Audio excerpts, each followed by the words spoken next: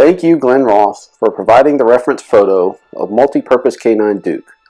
Glenn had this to say about Duke. In 1977, I was a specialist in the U.S. Army. I was a military policeman dog handler. I had just transferred from duty in South Korea to Ft.Campbell, Kentucky, the 553 MP Company, K9. I was assigned a wonderful canine named Duke. He was a patrol dog capable of tracking, attacking with or without command, but completely safe around general public. I was ending my enlistment, so I only handled Duke for about 6 months. He was a very active 90-pound dog. He loved to work. As a military policeman, my responsibility was to conduct security on the base from fence to fence and all activities enclosed. Crime prevention, traffic control, physical security, and Duke was my partner.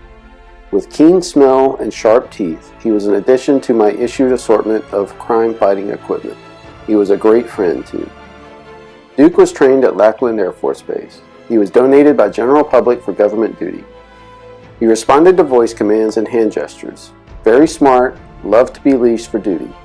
We worked together for a 6-hour tour, mobile patrol, and walking. Once we responded to a strong armed robbery, and the perpetrator was found by Duke hiding in the bushes. He was rewarded for good deeds with no more than praise, and that seemed to be enough for Duke. I miss him. He was considered military equipment. He was about 5 years old in 1977, so he probably worked until he was infirm and then put down. Maybe some other soldier stationed at Campbell could fill in the info about Duke. Today, canines are allowed to retire, but not then. I will never forget my patrol partner, Sergeant Duke, U.S. Army, MP, Ft.Campbell, Kentucky.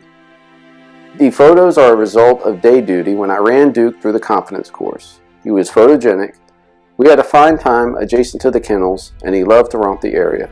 He was truly man's best friend.